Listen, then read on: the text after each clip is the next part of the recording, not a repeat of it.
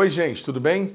Começa agora o programa Brasil Consciência, uma realização do Sindicato Nacional dos Servidores Públicos Federais na área de Ciência e Tecnologia do setor aeroespacial. E no programa de hoje a gente vai falar sobre o lançamento do nanosatélite SPOT, um projeto que envolveu o INPE, o ITA e a NASA norte-americana e que será usado para estudar as bolhas na camada ionosférica. Vamos conhecer primeiro o programa, o projeto do INPE, onde nasceu esse satélite. Veja.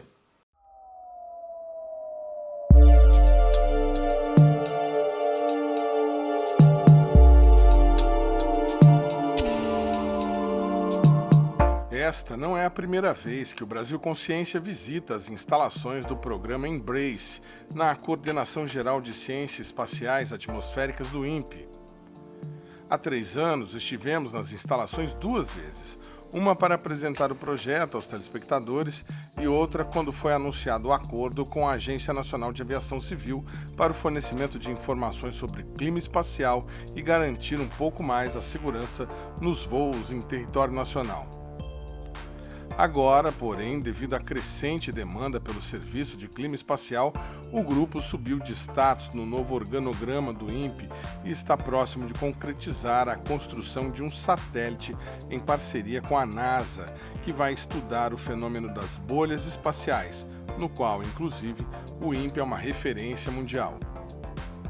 O Embrace é uma conjunção de várias ciências, sabe? A gente começou aqui no INPE em 1961, com aeronomia, e depois disso vieram geomagnetismo, astrofísica, e gradativamente essas ciências foram percebendo que elas precisavam explicar alguns fenômenos que aconteciam próximo da Terra, porque com a era espacial, né, depois do Sputnik, obviamente, todo mundo precisou conhecer como é que é o espaço próximo, ou seja, não adianta você mandar uma espaçonave ou às vezes pensar num astronauta para orbitar a Terra sem conhecer onde você está enfiando esse astronauta, né? É preciso conhecer para a saúde dele.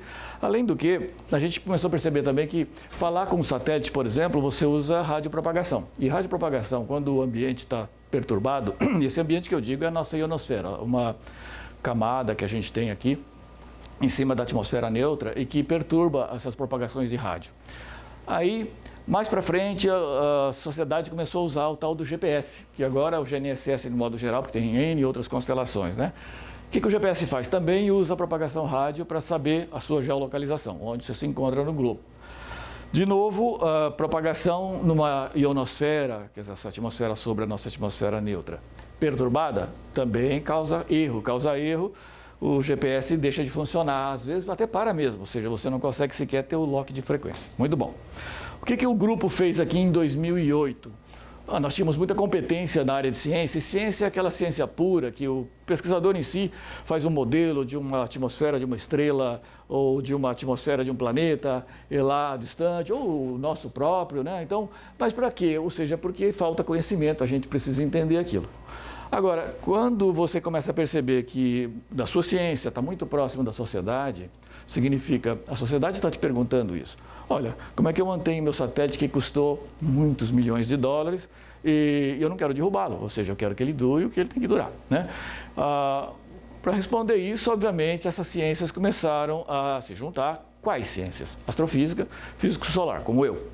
Eu estava estudando fenômenos do Sol, explosões, por que a estrela tem isso e que outras estrelas têm isso. É um fenômeno puro lá, eu não sei que aplicação tem isso para a sociedade, porque mal afeta a luminosidade aqui. Não se percebe nenhuma modificação quando tem uma explosão solar, que é de grande monta.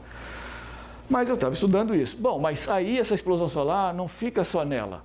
Ela, de repente, produz umas consequências no meio interplanetário, o espaço entre nós dois, Sol e a Terra. Depois perturba nossos campos magnéticos, perturba a tal da ionosfera, não deixa as pessoas falar com seus satélites, não deixa controlar a atitude desses satélites, modifica a órbita do satélite, estraga transformador de alta tensão, tudo isso. Bom, então tem um link, a gente precisa prestar esse serviço. Em 2008 nós nos juntamos, a astrofísica, com a aeronomia, que trata da ionosfera, com a geofísica, que trata do geomagnetismo, tá certo? Esses 3 grupos formaram o tal do Embrace. Embrace é um acrônimo que é uma palavra em inglês que quer dizer abraço, mas que é o Sol abraçando a Terra com o seu vento solar. Na nossa interpretação parecia bom o nome, mas é um acrônimo em português que significa Estudo e Monitoramento Brasileiro do Clima Espacial. Deu certinho, né? Então a gente não teve nem que forçar muito a barra. Segundo o pesquisador, as perturbações no campo magnético da Terra são causadas, entre outros fenômenos, por explosões solares e por rajadas de vento espacial. Ele explica os problemas que esses fenômenos podem causar na vida cotidiana. Por exemplo, se uma grande tempestade solar que penetre na Terra, e eu posso até dizer como é que isso acontece, que produz uma grande variação do campo magnético da Terra, ela produz correntes induzidas no solo de alta monta. Significa, os transformadores que têm o aterramento começam a funcionar ao contrário, recebem carga elétrica pela indução que o solo está fazendo dessa corrente induzida aí, gerada por uma tempestade solar. Muito bom. O que você pode fazer? Bom, baixa a carga. Por exemplo, se você não quer sobreaquecer e queimar todo o seu transformador. Imagina um transformador do tamanho dessa sala, como o que queimou no Canadá, um bom tempo atrás, que botou todo o Canadá num apagão e o norte dos Estados Unidos. E até que descobre o que é que aconteceu e conserte, não tem off the shelf, né, assim, pronto na prateleira, um novo transformador. Tem um tempo de trazer, consertar, ter alternativas. Tá. Como é que você faz para mitigar? Pois não. Você, então, sabendo que essa tempestade chega, a gente pode avisar com uma certa antecedência, é uma tempestade que leva de 2 dias e meio a 4 dias para chegar na Terra, a gente vê ela ali. E aí, você, informando isso, todos os operadores das linhas de transmissão de grande extensão, porque quanto maior a extensão do condutor, maior a indução que ele vai receber, e você pode tentar instruí-lo a, tá bom, abaixa a carga, não confie nos seus relés que aquilo está tendo um curto-circuito, porque é uma tempestade geomagnética, você deve conhecer como manipular isso. Essa é uma das coisas. A outra é, nós tivemos recentemente uma G3, que é uma tempestade geomagnética importante. Quando ela ia chegar no dia seguinte, ao meio-dia, nós avisamos o pessoal da operação do nosso satélite, bom, vamos desligar os instrumentos amanhã, um pouco antes desse horário. Ao fazer isso, você evita que tenha, por exemplo, leituras erradas e tome decisões erradas do satélite. O satélite tem lá um certo controle, quando ele entra em pane, ele se controla para fazer certas atitudes, vamos dizer assim. E se você deixar com que uma medida errada, num sensor qualquer, porque essa tempestade chegou e alterou essas medidas, obviamente, você pode tomar decisões que acaba perdendo o seu satélite. Então tá. Então sim, para o operador do satélite, para o operador da linha de alta tensão, para a Starlink, nesse fenômeno recente de perda de 38 satélites deles, você pode ter uma conversa antecipada e dizer, olha, isso pode ocorrer, então nesse momento você não deveria fazer isso. E isso ajuda a mitigar o problema. A tempestade continua vindo, mas você não perde o que você queria preservar. Em que escala? G3? Bom, vamos lá. Posso fazer rapidamente essas escalas? Sim. Muito bem. O Sol, quando ele produz uma explosão solar, ele produz um excesso de radiação. Primeiro, número 1, em que banda do espectro? Em todo. Ele varre desde gama, radiação gama, até radiação rádio na outra ponta do espectro. Ele é um excesso de emissão muito grande, comparado à própria luminosidade solar. A quantidade de energia liberada, por exemplo, nessa explosão, medido em ergs, né? 10 a 32. O Sol, ele totalmente lança para fora, em termos de radiação eletromagnética por segundo, 10 a 33. É só um décimo de toda a radiação dele, liberada num ponto pequeno dele. Aquilo é uma explosão de grande monta. É um número 1, com 16 zeros atrás, mais intenso do que a bomba de Hiroshima e Nagasaki, por exemplo, para você saber o tamanho da energia. Quando ele lança esse pulso eletromagnético, você vê aqui nos sensores que estão próximos da Terra, em raio-x, por exemplo, um pulso. Um pulso, aí nós temos a escala R. Por que R? R de Radio Blackout. Quer dizer, apagões em rádio. Não se fala nem com satélite, nem com... Por exemplo, a aviação civil usa o HF para poder comunicar com a torre quando está um pane ou uma comunicação qualquer. É inibido nesse momento. Durante uma explosão solar, há um blackout, você só vai ver chiado, você não consegue falar com a sua torre. Número 1. Tá, então o pulso eletromagnético, a explosão em si, já causa um excesso de radiação que fazem com que os transmissores em rádio de baixa frequência, principalmente, fiquem todos aniquilados por um breve tempo ou longo tempo, dependendo se ela é R1, R2, R3, R4 ou R5. São 5 escalas. Longo tempo seria quanto tempo? Depende. As pequenas explosões do tipo R1, uns minutos, mas as explosões do tipo R4, R5 pode ser dia. Tá bom? Então, esse é o primeiro ponto. Aí, essa radiação ionizante aumenta a ionização da nossa ionosfera. Ela fica... O que é a ionosfera? A atmosfera neutra, que está sendo atacada por esses raios ultravioletas do Sol, perdendo seus elétrons e se ionizando, virando um plasma. Quando vem um excesso de radiação, há mais plasma. E não é numa forma regular, fica todo irregular, inclusive. É como se olhasse para você atrás de um vidro que não seja transparente, seja aquele vidro todo ondulado e eu te vejo todo esquartejado, né? Então, assim, a informação sai quebrada, sai fracionada, com muita refração. Muito bom. Essa é a escala R. Aí temos a escala S. Obviamente, junto com isso, tem uma escala de partículas de altíssima energia, que a gente chama de raios cósmicos. Esses raios são matadores. Eles matam quem? Bom, mata também astronauta. Se tiver um astronauta na ISS fazendo um voo extra a nave, né, ou seja, aqueles IVAs, né, Extravehicular Activities, que eles vão consertar alguma coisa no espaço ali, né, com aqueles braços e tal, nesse momento, com a radiação gama, eles vão sofrer. Podem, inclusive, perecer, ou seja conforme a intensidade da explosão. E elas são matadoras de equipamento. Elas têm muito alta energia, penetram os transistores e acabam queimando. Então, tem muita instrumentação que a gente tem relatado em Marte, na superfície de Marte, em voos, em satélites, que morreram por um ataque de uma partícula de alta energia dessa. Elas não são uma densidade tão alta, ainda bem, né? Mas quem ela acerta, ela agride. Muito bom. Essas são as SEPs, né? Solar Energetic Particles, é a escala S, também vai de 1 a 5. Então, já depois da escala 1, já começamos a ficar preocupados. Quando chegar em 5, acho que a gente tem que realmente, até aqui embaixo, ficar preocupado. Aí tem a última escala, que é a geomagnética, a G. G1 até essa G3 que eu falei, vai até G5 também. O que quer dizer?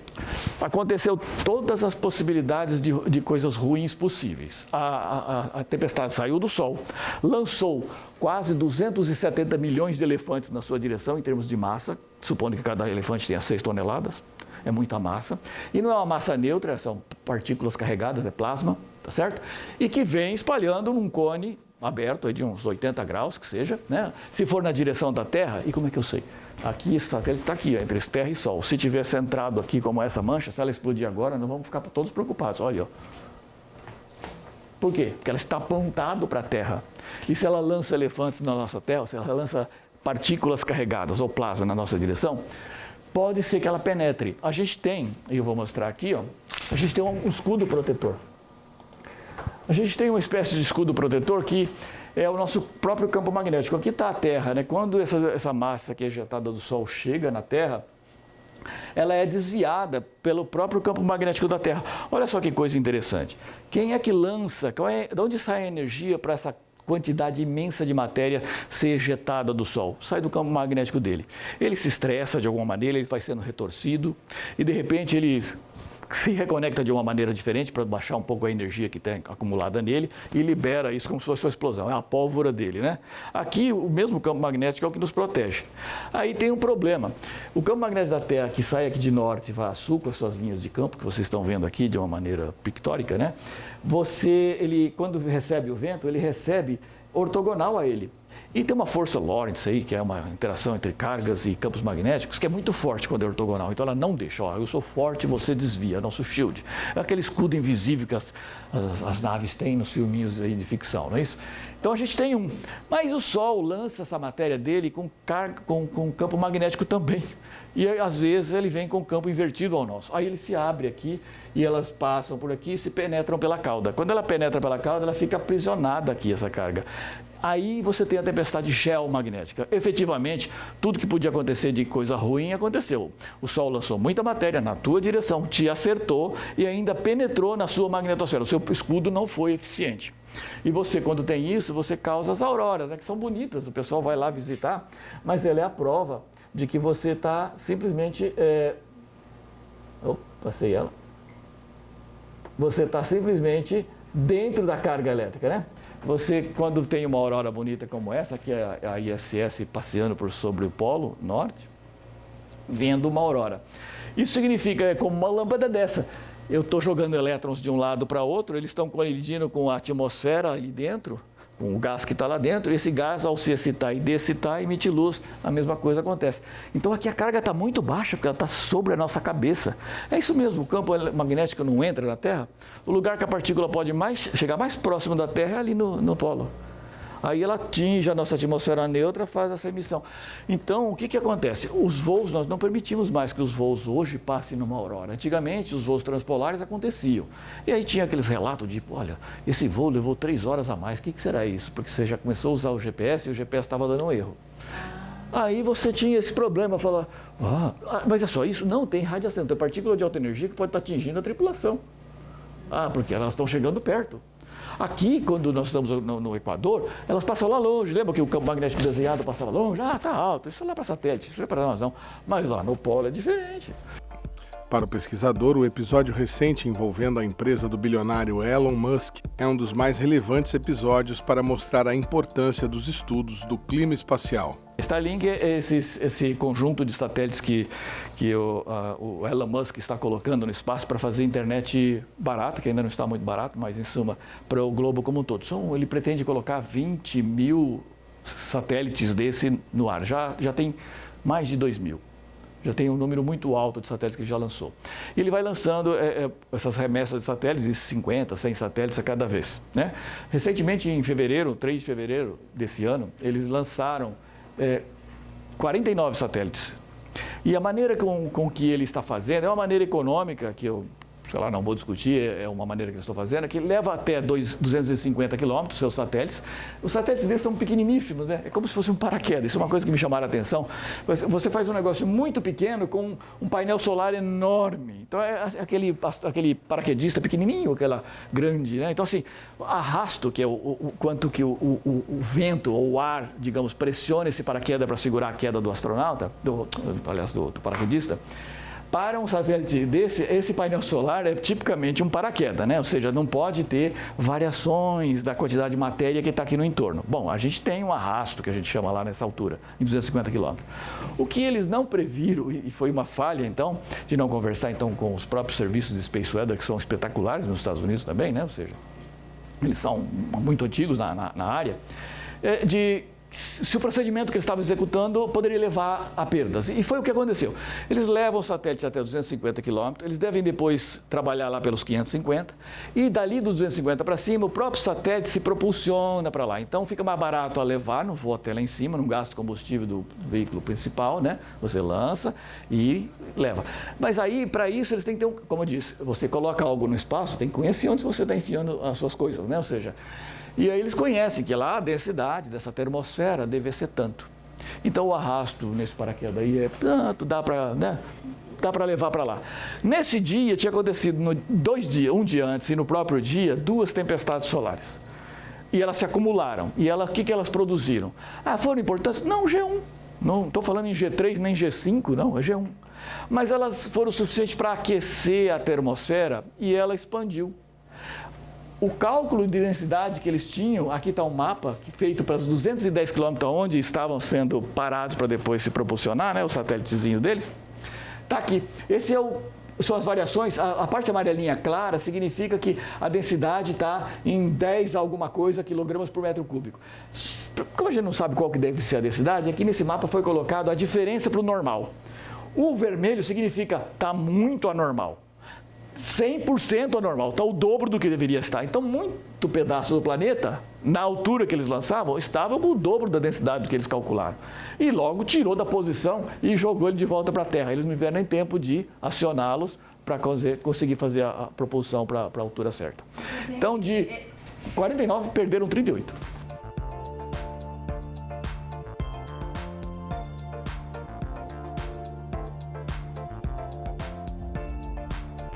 Existiram N outras, sabe, recentemente na Suécia, questão de atraso de voo um dia inteiro. Então, em suma, a gente pode elencar satélites completos perdidos pelo Japão, muitos milhões de reais, problemas com a SAMA, nossa SAMA, esse ponto magnético muito fraco que o Brasil tem, é um problema, né? Quando passa satélite de qualquer um do planeta em cima do Brasil, fala desliga.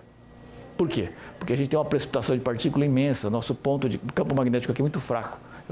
Então, abaixa muito o cinturão de radiação, ou seja, essas partículas que deveriam estar longe da gente, aqui no sul do Brasil não está tão longe, então tem esse problema aí. Então, eles perderam por comandos errados que fizeram a partir de medidas erradas que fizeram em cima da nossa SAMA, em cima do Brasil.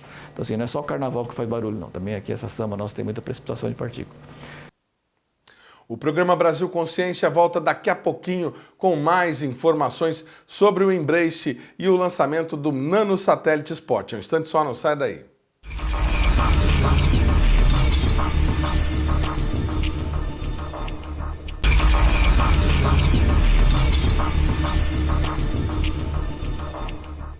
Segundo bloco, o programa Brasil Consciência de volta, falando hoje sobre o programa Embrace do INPE e o lançamento do Nanosatélite Spot. Vamos continuar vendo a nossa entrevista lá no Embrace no INPE. Acompanhe. Se o senhor explicasse para a gente um pouquinho mais assim, sobre essas telas, o que estão mostrando aqui. Então, de lá, Sol, né? A gente vê basicamente ali a coroa solar para saber se tem explosão. Isso são regiões ativas, que são assim escurinhas. São regiões escuras quando a gente olha em ótica, mas são brilhantes quando a gente olha um pouco mais acima, que isso aqui é o raio-x ou ultravioleta, né? Aqui, quando a gente percebe um flash, então é uma explosão solar, que aparece logo no fluxo do raio-x aqui. Só perguntar, essas explosões solares, no momento que você vê, quanto tempo depois ela vai surtir efeito? Isso. Prejudicial? Em 8 minutos, em 8 minutos ela já está na Terra. Mas nada acontece antes desse 8 minutos. Então, eu digo, é mentira que é 8 minutos, porque quando eu vi, já passou 8 minutos, então não me deram essa chance, né? Se o senhor lá em cima dissesse, olha, acabei de lançar uma explosão aí, tá? E fosse mais rápido que a luz, então tá bom, teria essa chance de 8 minutos, mas não existe.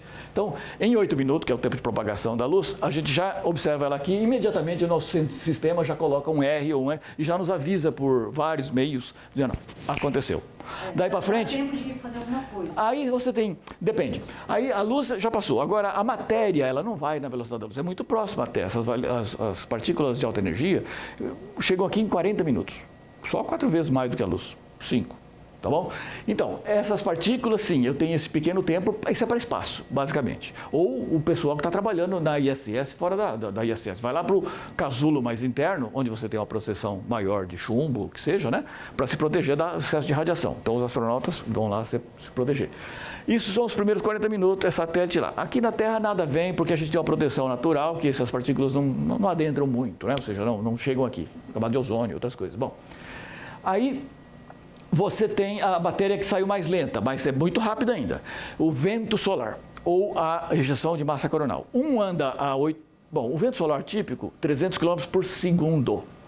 O vento solar mais rápido, 800 km por segundo. A ejeção de massa, até 3.000 km por segundo. Se você multiplicar por 2.000, por 3.600, você vai ver quanto que 100 km por hora. São milhões de quilômetros por hora. Né? É muito rápido, não é o teu carro, não. É muito rápido. Aí, com esse tempo, com essa velocidade, para percorrer os 150 milhões de quilômetros que nós temos entre nós, leva de 2,5 dias a 3.000 km por segundo, até uns 4 dias, 5 dias, o vento mais lento, 300 km por segundo, tá bom? Então, esse é o tempo. Aí, você precisa saber o que vai acontecer. Eu tenho que esperar passar o espaço, que eu não tenho nenhum medidor. Não tem nada entre o Sol e até chegar ao ponto L1 de Lagrange, que está aqui perto da Terra, mas a 1,5 milhão de quilômetros ainda. Ali tem uma espaçonave, tem duas, a Acer e a Discovery, que são usadas por todo o sistema de regionais de alerta que tem no planeta, né? Para dizer qual a velocidade do vento, qual a densidade. Tem campo magnético para baixo? Aí é um ponto certo, porque senão vai penetrar aqui. Essa é uma simulação que a gente faz nos nossos computadores dessas tempestades. Né? Então, assim, a gente percebe que ela pressiona aqui a magnetosfera da Terra o tempo todo. Bom, ela tem um período cíclico, assim, por exemplo, a cada 10 anos o Sol está mais bravo, todo mês tal, ele tem um movimento diferente. Sim, esse período é o de 11 anos, né? Eu até posso mostrar aqui, mas é o de 11 anos, assim, a cada 11 anos aumenta o número de manchas, a cada 11 anos. E como em cima da mancha solar, ou da região ativa, é que acontece a explosão, então se eu tenho mais mancha, eu tenho mais chance de ter a explosão. Nós não sabemos calcular exatamente o dia que vai ter. A gente consegue ver pela configuração do campo magnético o dia que tem mais probabilidade de acontecer. É um cálculo estatístico.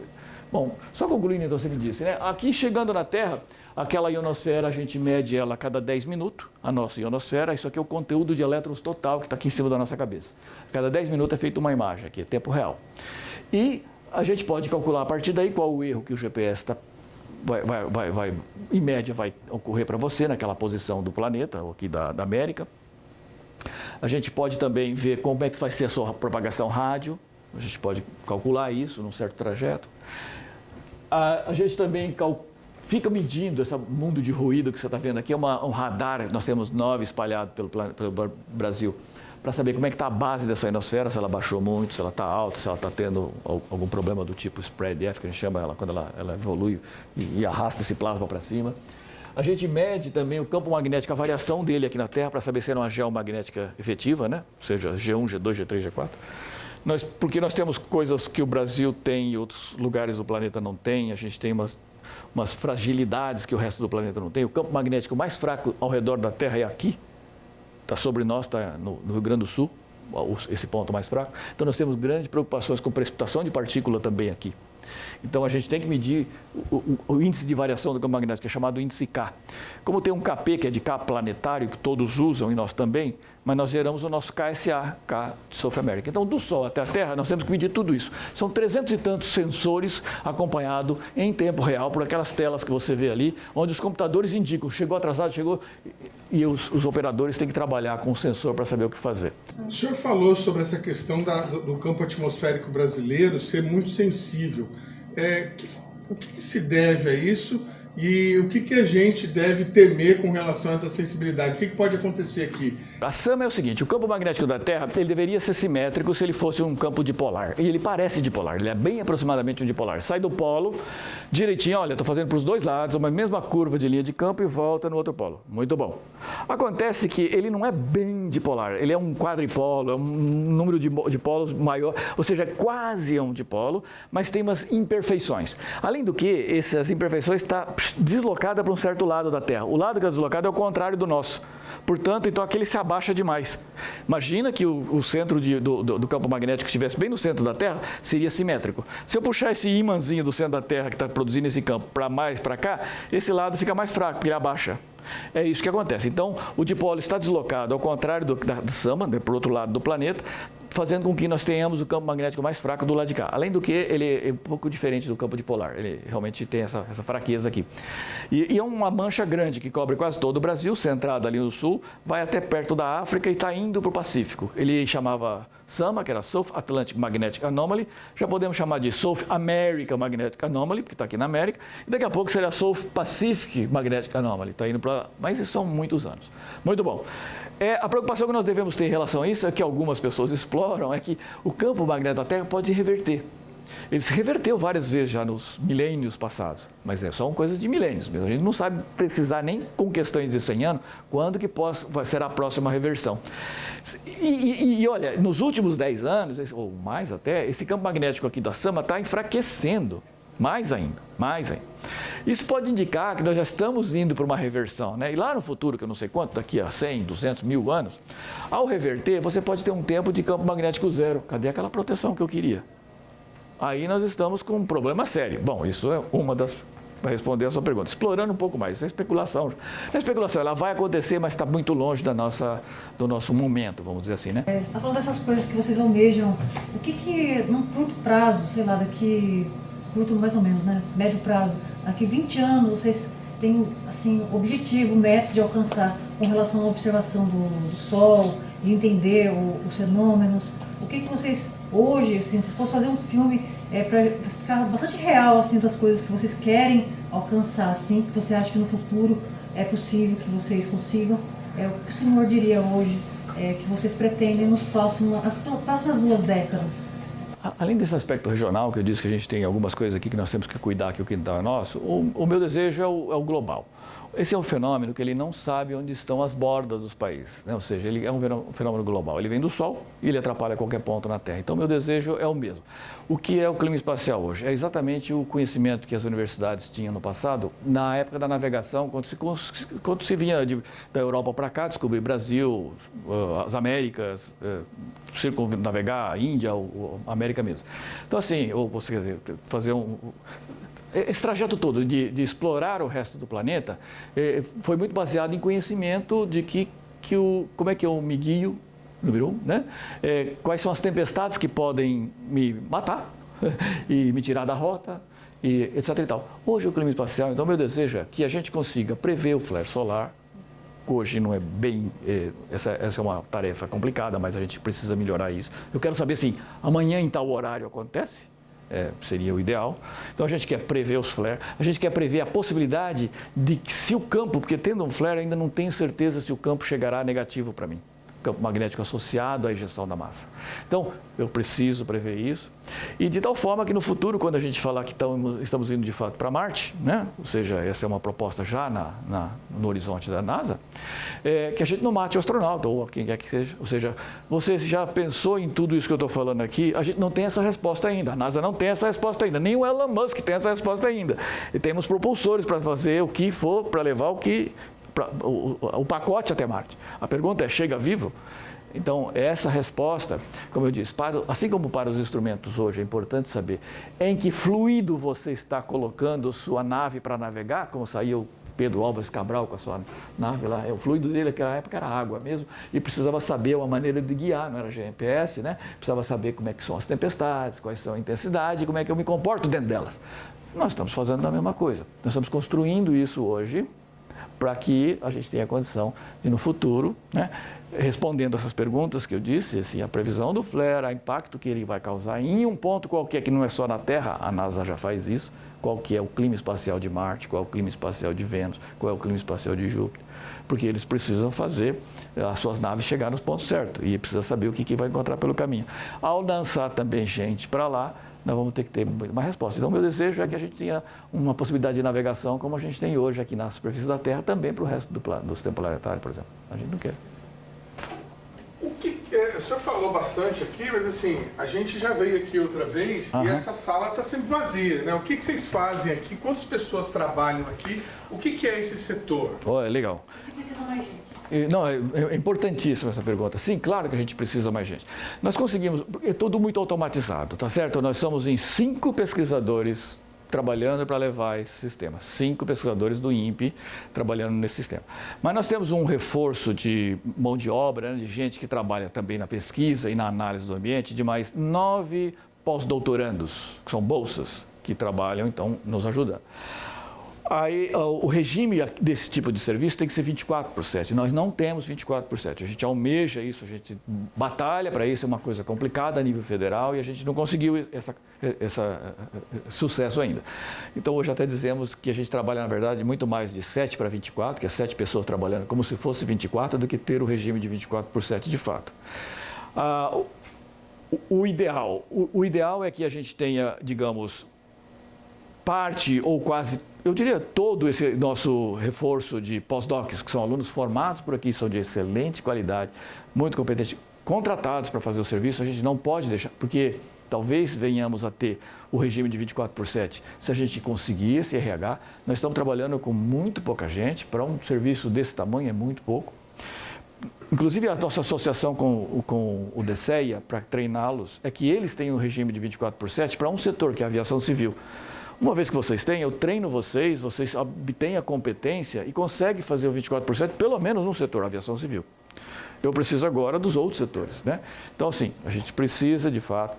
Nós estamos aqui, eu coloquei no meu planejamento estratégico que em 5 anos eu vou conseguir trazer as agências como a Anatel, para a parte de comunicação, que a gente perde por fazer grandes comunicações, ou anunciar que teve uma guerra não sei aonde, via satélite, você precisa trafegar isso via ionosfera. Então, você tem que saber um pouco mais e ter um plano de ação quando eu faço uma grande transmissão, onde ela não vai acontecer, porque vai estar numa tempestade solar, por exemplo, quando eu faço e não perco dinheiro, porque se eu vou alugar um tempo do satélite, eu vou alugar o tempo certo. A Anatel, a ANEEL, redes de transmissão de linha de alta potência. Nesse momento estamos em conversa com Furnas, compramos 5 sensores de correntes em grandes transformadores deles em linhas de transmissão, eles vão instalar, está começando agora, então já estamos, num setor já estamos invadindo, que era meio proibitivo, eles têm medo que você processe, quer dizer, que esse aviso e eles não tomarem providência seja um recurso que a sociedade pode usar para processá-los, porque teve um apagão e tiveram prejuízos e eles não tomaram providência e o clima espacial avisou. Então tinha essa relutância, mas nós já estamos adentrando esse serviço. Nos Estados Unidos passou a ser obrigatório, o Obama o fez. Aqui não é obrigatório, mas agora estamos convencendo-os que é mais importante estar conosco do que sem a nossa presença. Bom, a ANEEL, a Anatel, a ANAC, que é a aviação civil, né?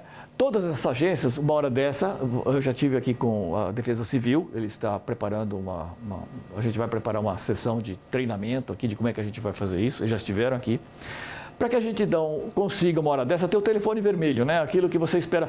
Escuta, a quem eu ligo? Você me perguntou, como que vocês avisam? Hoje, está tudo disponível e alguns cadastrados. Você recebe um aviso eletrônico que algo está acontecendo. E tem um manual para você, ó, esse tipo de G1 ou G2 ou G3, acontece isso.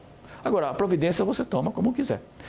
Já uma agência reguladora tem condição de fazer diferente. Ela tem condição de colocar uma norma para aquele setor, dizendo, olha, com essas condições aqui, eu quero que você faça isso. Porque nesse momento eu apresento o diagnóstico, e está público, está divulgado e até faço um tailoring para você, uma configuração própria para você, se você quiser. A Vale já nos solicitou, algumas companhias que querem trabalhar sem piloto, né? Para não cair dentro do buraco, por causa da questão do GPS, entram em contato e a gente trabalha em alguma coisa, um produto melhorado. Mas não é isso o ideal. O ideal vai acontecer um extremo. Nós tivemos um recente. A gente ficou com muita preocupação de que ele poderia ser um extremo. Aí ele, teve com o campo voltado para o lado norte, não aconteceu nada. Mas em 2012 nós tivemos um extremo de fato, mas ele errou a terra por uma semana. Ele teria realmente deixado a gente entrado numa idade das trevas, eu diria. O que é a idade das trevas? Porque, vocês lembram da guerra dos caminhoneiros? Quer dizer, faltou combustível, faltou industrialização de certos produtos, transporte, e os supermercados desabasteceram. Foi um período de uma semana, duas, muito ruim, concorda? Uma tempestade extrema dessa vai causar isso por um ano. Um ano. Esse um ano é o suficiente para todos nós vamos ter que cozinhar com lenha, porque não vai haver gás. Gás também tem que ter produção industrial e sem eletricidade você não faz isso. E para construir novos transformadores também precisa de eletricidade. Você vai acabar com o diesel, os hospitais ficam sem recurso. É muito complicado essa situação. 1859 teve isso. Olha aqui como está a classificação hoje lá nos Estados Unidos, o Jim Spann, lá do headquarter, o líder, quem pode falar, o pesquisador máximo na área, né? Esteve aqui, nos informou, isso aqui é do chefe do NOAA, se não me engano. Probabilidade de acontecer, alta, média, baixa de um certo evento acontecer. Esse de alta é 10 anos, esse média é de 50 anos, esse aqui de 100 anos, 150 anos. Um a cada 150 anos, em média. Certos eventos acontecerem e o que ele causa em prejuízo. Muito bom. Uma invasão tipo da Rússia lá agora, né? Ou seja, se for localizada é uma probabilidade alta, mas causa nada de problema, se for mais coordenada, pode causar um prejuízo razoável e tal. Olha onde está a tempestade solar severa. Ela é muito alta, trilhões de dólares ou mais a nível de economia. Isso eu estou fazendo com o governo americano. Não é uma pessoa trabalhando e falando para os seus colegas. É o governo americano fazendo esse exercício lá dentro da SWIPS. E pode ser que aconteça uma a cada 100 anos. 1859, com mais 100, 1959. Já passamos, ela não aconteceu. Em 2012 aconteceu uma igual, mas ela estava mirando ela passou mirando a Terra, não explodiu. Quando ela estava aqui mirando Marte, explodiu. Por que eu sei disso? Porque tinha um satélite na órbita da Terra chamado Estéreo que estava na posição, e ele é para clima espacial. Ele não sofre impacto, ele simplesmente mede o impacto. E ele simplesmente mediu o impacto. Eu falei, meu Deus, se isso tivesse acontecido com a questão de uma semana, nós estávamos cozinhando com lenha. Eu moro num sítio, então eu acho que não ia ter problema. Vocês iam ter que sair do apartamento. Não dá para cozinhar com lenha, não.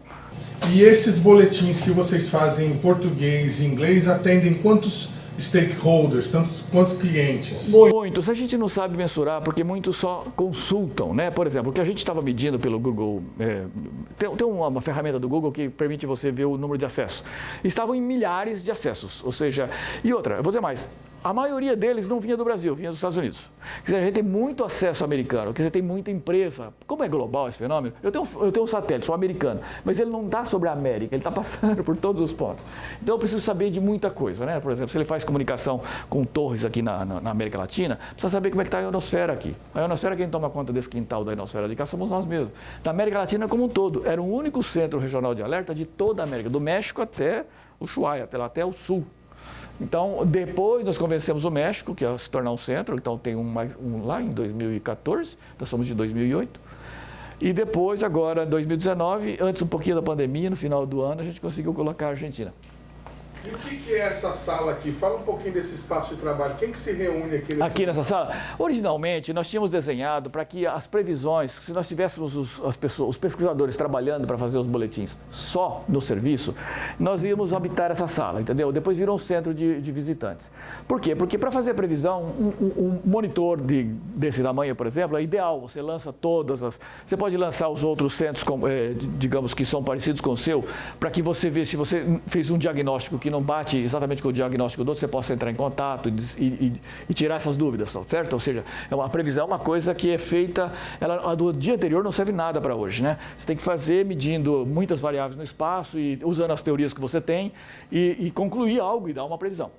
Bom, em suma, e isso pode diferir, então esse é um grande medo. Então os centros todos se comunicam entre si, então a gente poderia estar fazendo isso a partir daqui. Mas como os nossos recursos são sempre muito difíceis, ou seja, a gente tem que dividir o tempo entre fazer papers de pesquisa própria, com a orientação de aluno e mais o serviço de previsão, a gente faz da própria sala, entendeu? Usa o seu próprio monitor, as máquinas estão rodando, é só consultar. O processo vai estar lá, nós temos 2 operadores que são altamente eficientes, que mantêm todos os processos rodando direitinho, então a gente só consulta, faz o diagnóstico e apresenta. É isso. E essa outra sala aqui, o senhor pode mostrar para a gente o que é? Por favor, vira sua lente lá que nós vamos... Aqui, na verdade, a gente apresenta... É uma sala de reuniões, onde são feitos os briefings. O que são esses briefings semanais? Né? Que também estão em inglês e português no próprio site, eles são apresentados. São uma análise, aí sim você junta os pesquisadores das diferentes áreas, porque nenhum pesquisador é capaz de fazer uma análise científica, crítica, com grande qualidade, desde o Sol até a Terra. Nós não temos esse potencial. Eu sou um astrofísico solar, então eu consigo bastante bem entender os modelos e as coisas que nós temos para justificar o que está acontecendo no Sol. Aí tem um pessoal que trabalha com o meio interplanetário e magnetosfera próxima, depois o pessoal que trabalha com a geofísica mesmo, a variação do campo magnético na Terra. Esses pesquisadores todos têm que estar juntos para dizer, eu observei na Terra tal fenômeno. O que é que, de onde veio, qual é a origem? Aí nós rastreamos ele para trás e aí nós vamos criticar ou não, ou melhorar para a próxima semana os boletins que você lançou de todo aquele processo, agora com todos discutindo e dizendo, discordo, isso não é uma boa explicação, porque tal fenômeno não aconteceu, por exemplo, né? Então, assim, a análise crítica do passado para reformular o futuro é feita aqui toda segunda-feira, às 2h30 da tarde. Hoje em dia, inclusive, eu estive na Argentina agora em 3 centros que são parceiros e eles estão querendo entrar também nessa discussão. A gente quer participar do Brasil. Vamos ter que falar em 3 línguas. Não sei, que aqui já se fala em inglês e português, porque nós temos estudantes que falam a língua inglesa, que participam daqui, e nós vamos ter que fazer também em espanhol, porque de repente vai ter, ou então vai ser tudo em inglês aqui para frente, para poder colaborar com esse pessoal. O programa Brasil Consciência vai para um rápido intervalo e a gente volta já já com mais informação para vocês. Tanto só não sai daí.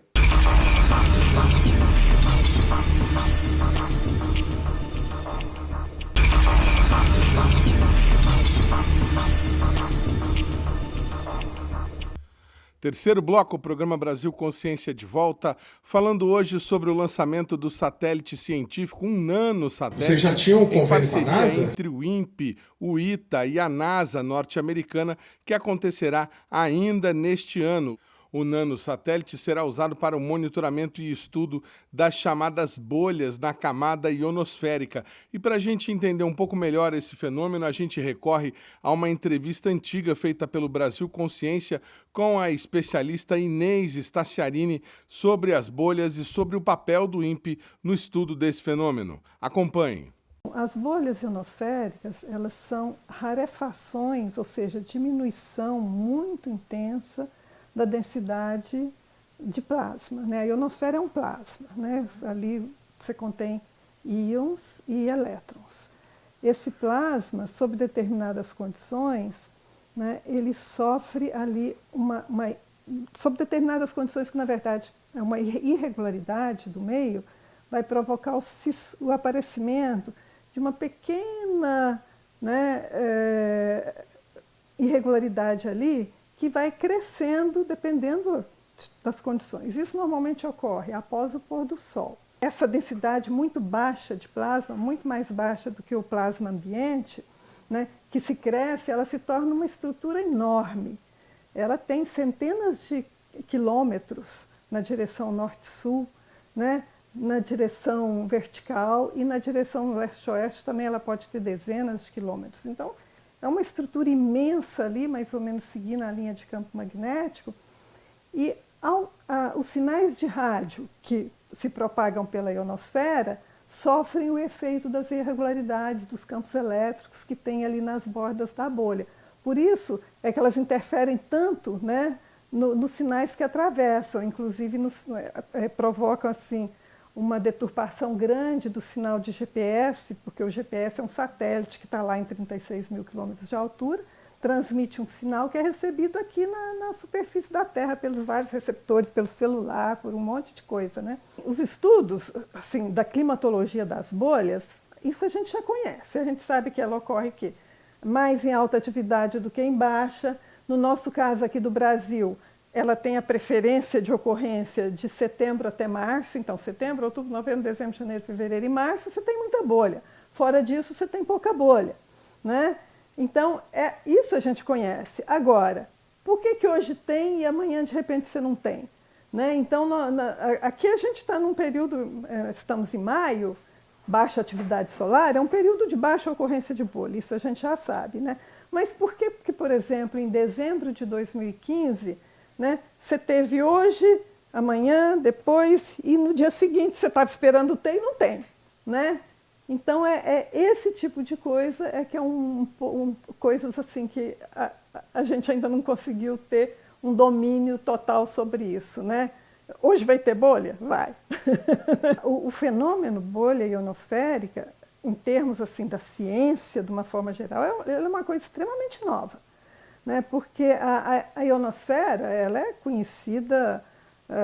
na verdade, os primeiros experimentos com ionosfera foram feitos lá por Marconi, mas ele não sabia que era uma ionosfera, né? Ele fez a transmissão de longa distância, transmitiu uma onda aqui que se recebeu lá em outro continente, mas ele não sabia que era a ionosfera.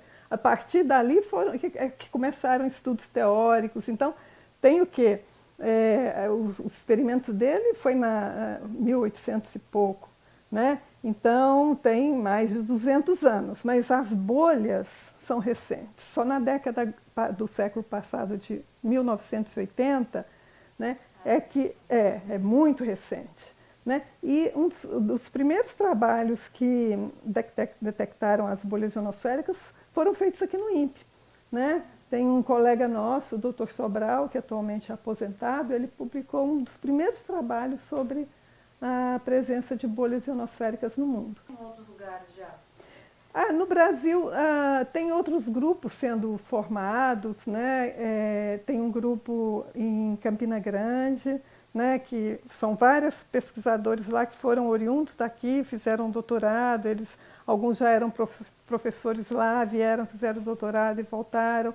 Outros terminaram o doutorado aqui, foram contratados. Né? Então, tem grupos menores, tem um grupo na Univap, né, que é liderado também por um pesquisador que foi oriundo aqui do INPE. Então, tem outros grupos em outros locais no Brasil, mas a grande expertise, eu diria que está aqui no INPE mesmo. A gente volta agora à entrevista que a gente fez na semana passada, lá no Embrace, sobre o lançamento que acontece no final deste ano. O senhor falou da missão Sports. Desde quando que essa missão está sendo trabalhada aqui por vocês? E quando vocês começaram, vocês já tinham um convênio com a NASA? Não. Mas assim... Muitos convênios com a NASA, muitos com a NOAA, mas eram, digamos, pesquisadores especificamente trabalhando com um outro pesquisador, certo? Então, não é esse convênio para missões em satélite. Esse convênio de missões em satélite é bem mais recente. Foi com a AIB, né, a NASA, por ser um organismo na estatura da AIB, por exemplo. Então, a AIB e a NASA fizeram um convênio para que o INPE apoiasse o INPE e o ITA nessa missão. Esse trabalho conosco começou há muito tempo. A gente demorou bastante, até porque nós tivemos que, primeiro, o dinheiro com a NASA foi aprovado no ano seguinte. Eu não me lembro exatamente, mas em 2016 acho que já estávamos aqui nessa sala aí fazendo as primeiras conversas. Aí depois nós tivemos que pedir um dinheiro para a FAPESP, porque o ITA precisava de dinheiro para fazer a plataforma, não ia sair assim, né? Então nós primeiro tivemos a aprovação da NASA, também a parte militar, tinha o Departamento de Defesa que se juntou, tinha também algumas universidades como Utah, a Universidade Estadual de Utah, a Universidade de Texas, Dallas, Bom, umas universidades, mais a NASA, mais dois centros da NASA, o Marshall e o Goddard, se juntaram. Bom, em suma, aí bolamos, aí ficou uns 2 anos aí nessa preparação de aprovação de dinheiro lá, e o conjunto de pesquisadores, discussão de como é que seria a missão, escolhemos entre duas essa missão que nós vamos lançar. Aí, do 3º ano, conseguimos a verba da FAPESP, aí começaram os desenvolvimentos. Mas, obviamente, por ser um satélite que, veja, por ser pequeno, não é menos complexo do que um grande, porque a gente tem a impressão de que o grande é mais sofisticado, é difícil fazer. E o pequeno é pior. Eu diria, lembra quando nós compactamos o computador? Só tinham computadores grandes, né? Você podia dizer que eles eram transportáveis, né? Mas eles não eram portáteis. Aí, os japoneses, sei lá, os próprios americanos, começaram a fazer laptops, né? Para colocar no colo. Então, então esse aí é muito mais fácil de fazer que o outro? Não, né? Pelo contrário, dissipa mais calor, você tem que dar um jeito de eliminar esse calor e tal. Esse projeto que nós entramos no esporte é um projeto muito sofisticado, que a gente teve que miniaturizar tudo. O próprio sistema, hoje nós temos um receptor de radioocultação, que ele é desse tamanho, que a gente vai colocar no ECORS, né? É um tamanho normal, digamos assim, de um receptor de radioocultação. O nosso esporte tem um pequenininho assim, porque esse tamanho aqui é o satélite inteiro, assim, desse tamanho, né? Satélite inteiro. E tem 6 equipamentos. Então, assim, obviamente nós tivemos que aprender muito, o ITA sofreu bastante com essa questão da plataforma. Como é que controla tudo isso? Uma quantidade imensa de dados, tem 3 computadores a bordo, tem 1 quilo de coisa. Bom, então foi uma missão que levou um certo tempo, aprendendo. E agora nós já estamos protelando já há uns 2 anos o lançamento, era para ser 2019 ou 2020. Por causa de pandemia e alguns atrasos que nós tivemos no próprio desenvolvimento, você acredita que aquilo vai dar e depois você não tinha dominado ainda o assunto, ou então, em suma, algum equipamento, por exemplo, deu errado, nós tivemos que consertar ou ver uma alternativa. Os equipamentos são todos dos Estados Unidos, equipamentos científicos. Então, por exemplo, a Universidade de Texas Dallas desenvolve há muito tempo, já tem 4 ou 5 missões que eles já lançaram, o IVM, que é o Ion Velocity Meter, quer dizer, tem que calcular o deslocamento do plasma lá em cima e tirar o que é o da nave, né? Então, eles desenvolveram, eles entraram com um desses equipamentos para nós.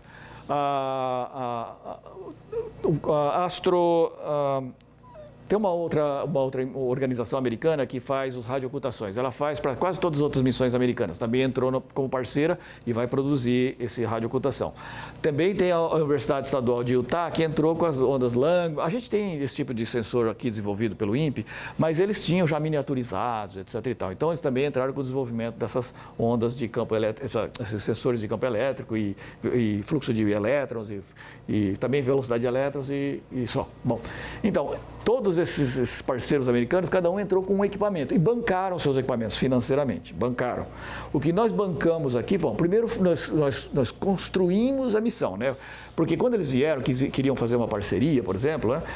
A ideia era, o que vocês precisam? Então, o Embrace foi o cara que falou, bom, nós não temos nada na área de bolhas, e bolhas é um problema muito frequente no Brasil. Começa em agosto, termina em março. Quase toda noite tem bolha. E ele é tão, assim, do ponto de vista de irromper ou terminar, dar apagões nas transmissões em rádio, é tão importante quanto um flare solar. E ela não acontece nada a ver com o sol, acontece à noite. Então, assim, o Brasil de manhã, se tem uma explosão solar, fica todo preocupado com não ter comunicação com o avião, por exemplo, ou com o GPS errado. E à noite, de novo, vai ter outro problema, que o sol não tem nada a ver com isso, mas os ventos meridionais aí acabam gerando as bolhas. Então, nós tínhamos problemas demais para resolver, e esse ninguém. Veja, acontece com muita frequência aqui, também no Japão, tem alguns lugares, algumas zonas no planeta não apresentam tanta frequência de bolha, outras apresentam muito, e nós somos uma delas. Então, assim, se a gente não tomar conta, quem é que vai tomar conta? E eu sempre digo isso, inclusive nos congressos, né? Se o seu avião sai do seu país, você não está indo para o carnaval no Rio, não? Porque não adianta você fazer o serviço bem lá e eu não fazer o serviço bem aqui. Nós temos que ter segurança do voo por todo o voo, tá certo? Então, estava no nosso escopo entender esse problema. E a gente, então, a primeira proposta foi essa. Então, vamos lançar uma missão que a gente vai desenhar agora quais são os instrumentos, o que nós temos que medir para poder entender um pouco mais sobre bolha e cintilação de sinal em rádio, que é o que ela produz. O lançamento é quando? Outubro. Eu não tenho a data exata, mas é outubro, vai ser lançado pela ISS. Ele sobe até a estação ISS e a ISS tem um braço lá que chamado NanoRack, né, sei lá, que lança esses pequenos satélites. Satélite 6US, que é chamado o tamanho dele. 6US. Ele é pequenininho. Ele é desse tamanhozinho. E vai ser monitorado pelo INPE também. todo feito por aqui. Controle, o satélite é nosso, o downlink de dados científicos é nosso e a distribuição de dados é nossa. O controle vai ser feito pelas antenas que o INPE tem e a sala de controle aqui. Cachoeira Paulista é a principal, backup é Cuiabá. Veja agora uma reportagem da CAPES sobre o trabalho de um dos bolsistas da instituição no ITA no desenvolvimento da plataforma do nanosatélite. Um bolsista da CAPES participou da fase de testes de um pequeno satélite desenvolvido no Brasil com financiamento da Agência Espacial Norte-Americana, a NASA. O artefato é composto por lançadores sem sistema de travas. Coube ao pesquisador identificar se isso pode ser um problema quando o objeto estiver em órbita. O que acontece é que essa estrutura abre e ela pode ficar oscilando após aberta, e o objetivo do trabalho é justamente entender essas oscilações. O objetivo é coletar informações sobre as bolhas de plasma, que interferem em sistemas de telecomunicações por satélite. Essas bolhas atrapalham sistemas de localização, como GPS, e têm consequências em diversos serviços, como, por exemplo, a aviação. Em momentos críticos, como o pouso, existem sistemas que juntam vários sinais ali e passam para a aeronave para que ela tenha uma confiabilidade maior para questões de altitude, distância, velocidade, justamente para fazer essa aproximação para a pista. Então, ter uma confiabilidade maior nesse sinal é muito importante. O lançamento está previsto para este ano, e de acordo com os resultados dos testes, tudo deve correr bem. Nós encontramos que o satélite vai funcionar e nós publicamos os resultados de todas essas etapas que nós fizemos, dos testes, modelagem, validação, simulação. Foi publicado num artigo, que é parte dos resultados do meu mestrado. No Brasil, o desenvolvimento do satélite se dá em parceria entre o Instituto Tecnológico de Aeronáutica, ITA, o Instituto Nacional de Pesquisas Espaciais, INPE, a Agência Espacial Brasileira, AEB, e a Fundação de Amparo à Pesquisa do Estado de São Paulo, FAPESP. O programa Brasil Consciência vai ficando por aqui. Você que quiser conferir os demais programas produzidos pela rádio do CineCT deve acessar a nossa página no Facebook, que está aí para você na tela nesse momento. O programa Brasil Consciência está sempre disponível no nosso canal do YouTube, onde você confere todo o conteúdo já produzido, reportagens e programas inteiros. Dúvidas, críticas, sugestões e reclamações devem ser dirigidas ao nosso e-mail que está aí para você também na tela nesse momento. A gente volta na semana que vem com mais uma atração inédita para você. Tchau!